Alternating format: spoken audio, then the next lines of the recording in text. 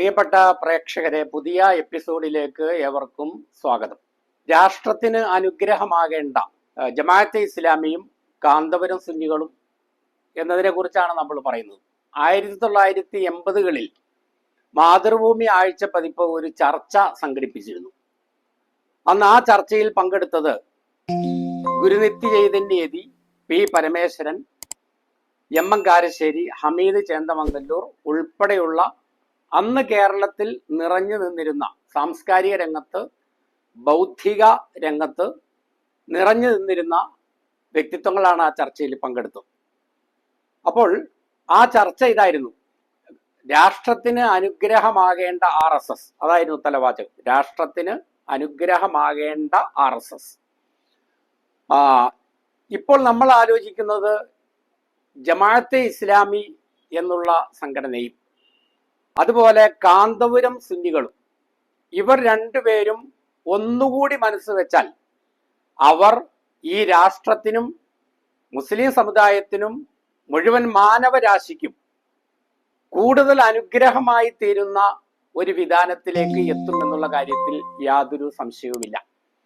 കാരണം ഒന്ന് വിരൽ ഞൊടിച്ചാൽ ലക്ഷക്കണക്കിന് അനുയായികൾ ഓടിയെത്തുന്ന, വളരെ അച്ചടക്കമുള്ള, വളരെ വ്യവസ്ഥാപിതത്വമുള്ള അനുയായികൾ ഈ രണ്ട് വിഭാഗത്തിനും മാത്രം സ്വന്തമാണ്.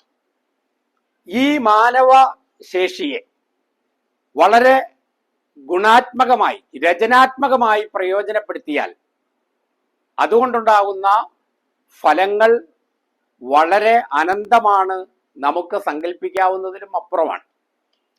നമ്മൾ മനസ്സിലാക്കണം, കാന്തപുരം ഉസ്താദിനെ സംബന്ധിച്ചിടത്തോളം ഈ ജനതയുടെ പാരമ്പര്യങ്ങളോടും വിശ്വാസങ്ങളോടും ആചാരങ്ങളോടും ഒട്ടി നിന്നുകൊണ്ട്, അവരെ സ്നേഹിച്ചുകൊണ്ട്, അവരെ കൂടെ നിർത്തിക്കൊണ്ട് അവരുടെ തന്നെ നവീകരണവും പരിഷ്കരണവും സാധ്യമാക്കുകയും നാടിനും സമുദായത്തിനും സമൂഹത്തിനും നിസ്തുലമായ സംഭാവനകൾ അർപ്പിക്കുകയുമാണ് അദ്ദേഹം ചെയ്യുന്നത്. ചില ആളുകൾ മനസ്സിലാക്കുന്നത് പോലെ ബഹുമാനപ്പെട്ട കാന്തപുരം ഉസ്താദ് ഒരു മത പുരോഹിതൻ മാത്രമല്ല, മറിച്ച് ഈ രാജ്യത്തെക്കുറിച്ചും ഈ സമൂഹത്തെക്കുറിച്ചും വളരെ ഉദാത്തമായ കാഴ്ചപ്പാടുള്ള ഒരു പരിഷ്കർത്താവാണ് അദ്ദേഹം. അദ്ദേഹം ഒരു വിദ്യാഭ്യാസ പ്രവർത്തകനാണ്. അദ്ദേഹം ഒരു നവോത്ഥാന നായകനാണ്. സ്ത്രീകൾ ഉൾപ്പെടെയുള്ളവരെ വിദ്യാഭ്യാസ രംഗത്തും സാമൂഹിക രംഗത്തും എല്ലാം മുന്നോട്ട് കൊണ്ടുവരുന്നതിൽ അദ്ദേഹം നിശബ്ദമായി വഹിച്ചുകൊണ്ടിരിക്കുന്ന, ക്രമപ്രവൃദ്ധമായി അദ്ദേഹം നടത്തിക്കൊണ്ടിരിക്കുന്ന ശ്രമങ്ങൾ ഒരിക്കലും നമ്മൾ കാണാതെ പോകരുത്. സ്ത്രീകളുടെ നവീകരണം, അവരുടെ പരിഷ്കരണം, അവരുടെ ഉന്നമനം, അവരുടെ ക്ഷേമം എന്ന് പറഞ്ഞാൽ സ്ത്രീകളെ ജുമയ്ക്കും ഈദ്ഗാഹിലും കൊണ്ടുപോകലും മാത്രമല്ല. അതും കാന്തപുരം ഉസ്താദിന്റെ വിഭാഗത്തില് യഥാർത്ഥ സ്ത്രീകൾക്ക് നിസ്കരിക്കാനുള്ള സൗകര്യം ഇപ്പൊ മർക്കസ് മസ്ജിദിൽ തന്നെയുണ്ട് കോഴിക്കോട്. പിന്നെ അത് കൊട്ടിഘോഷിക്കുന്നില്ല, പെരുമ്പറ മുഴക്കുന്നില്ല എന്ന് മാത്രമേ ഉള്ളൂ. അവിടെ മുസല്ലൻ നിസാ, സ്ത്രീകളുടെ നിസ്കാര സ്ഥലം എന്ന് എഴുതി വെച്ചിട്ടുണ്ട്. അപ്പൊ ജുമയ്ക്കോ, വെള്ളിയാഴ്ച ദിവസം നിസ്കരിക്കാൻ വേണ്ടി ഏതെങ്കിലും ഒരു സ്ത്രീ ആ പള്ളിയിൽ വന്നാൽ ഇല്ല ജുമയുടെ നിയ്യത്ത് വെച്ച് കൈ കെട്ടിയാലും SYSകാർ അവിടെ വന്ന് കൈയഴിപ്പിക്കൊന്നും ചെയ്യൂല. അപ്പോൾ നമ്മൾ പറഞ്ഞു വരുന്നത്, ഇതുപോലെ തന്നെ ജമാഅത്തെ ഇസ്ലാമിയും വളരെ അച്ചടക്കമുള്ള അനുയായി വൃന്ദം സ്വന്തമായിട്ടുള്ള ഒരു വിഭാഗമാണ്. ഈ രണ്ടു കൂട്ടരും കുറച്ചുകൂടി ജനതയുടെ മനസ്സ് വായിക്കുകയും കുറച്ചുകൂടി സാമൂഹിക യാഥാർത്ഥ്യങ്ങളുമായി പൊരുത്തപ്പെടുകയും ചെയ്താൽ വളരെ ദൂരവ്യാപകമായ മാറ്റങ്ങൾ ഈ സമൂഹത്തിൽ, ഈ സമുദായത്തിൽ സൃഷ്ടിക്കുവാൻ കഴിയും. പ്രത്യേകിച്ച് ജമാഅത്തെ ഇസ്ലാമിയെ കുറിച്ചൊരു കാര്യം പറയാനുണ്ട്.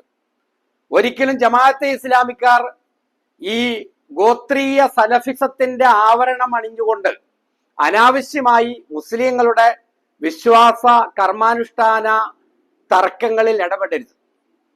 നമ്മുടെ ചേന്ദമംഗല്ലൂരിലെ ഒരു അധ്യാപകനായ ബഹുമാന്യനായ ഒരു പണ്ഡിതൻ ഒരിട മുജാഹിദുകളെ പോലെ തന്നെ സുന്നികളോട് തവസ്സുലിനെ ഇസ്തിഹാസയെയും കുറിച്ച് തർക്കിക്കാൻ വേണ്ടി വേദികൾ സംഘടിപ്പിക്കാൻ ഓടി നടന്നു. അദ്ദേഹം മുൻകൈയെടുത്ത് അങ്ങനെ ഇസ്തിഹാസ ശിർക്കാണെന്ന് സ്ഥാപിക്കാൻ വേണ്ടിയിട്ട് കുറെ വാദപ്രതിവാദങ്ങൾ നടത്തി. അപ്പൊ അദ്ദേഹത്തിന്റെ മനോഭാവം എന്താന്ന് വെച്ചാൽ, ഇസ്തിഹാസ ശിർക്കാണ് എന്ന് സ്ഥാപിക്കുന്നത് മുജാഹിദുകൾ മാത്രമാണ്. അവിടെ ജമാഅത്തെ ഇസ്ലാമിക്കും വലിയൊരു പങ്കു വേണം.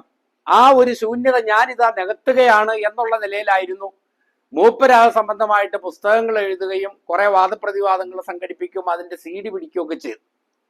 നിങ്ങൾ മനസ്സിലാക്കണം, ഇന്ത്യ അല്ലാത്ത രാജ്യങ്ങളിലെ ജമാഅത്തെ ഇസ്ലാമി ഒരിക്കലും നബിദിനാഘോഷം, മൗലൂദ്, ബറാഅത്ത് ദിനാചരണം അതുപോലെയുള്ള സുന്നികളുടെ ആചാരാനുഷ്ഠാനങ്ങളിൽ ഇടപെടാറില്ല. അവര് സമൂഹത്തിന്റെ, സമുദായത്തിന്റെ സാമൂഹികവും സാംസ്കാരികവും രാഷ്ട്രീയവും വിദ്യാഭ്യാസപരവുമായ ഉന്നതിക്ക് വേണ്ടി മാത്രമേ പ്രവർത്തിക്കുന്നുള്ളൂ. ഈ ഒരു ശൈലി ഇവിടുത്തെ ജമാഅത്തെ ഇസ്ലാമിക്കാർ കൈക്കൊണ്ടാൽ ഇവിടത്തെ മുസ്ലിം ഭൂരിപക്ഷത്തെ കൂടെ നിർത്തിക്കൊണ്ട് വളരെ വലിയ മാറ്റങ്ങൾ അത് ഹിന്ദുക്കൾക്കും ക്രിസ്ത്യാനികൾക്കും എല്ലാ മനുഷ്യർക്കും കൂടി ഉപകാരപ്പെടുന്ന തരത്തിൽ സംജാതമാക്കാൻ ജമാഅത്തെ ഇസ്ലാമിക്ക് കഴിയും, കാന്തപുരം സുന്നികൾക്ക് കഴിയും. ഈ ഒരു വസ്തുത നിങ്ങളുടെ ശ്രദ്ധയിലേക്ക് കൊണ്ടുവരാൻ മാത്രമാണ് ഞാൻ ഉദ്ദേശിക്കുന്നത്. നന്ദി, നമസ്കാരം, ജയ് ഹിന്ദ്.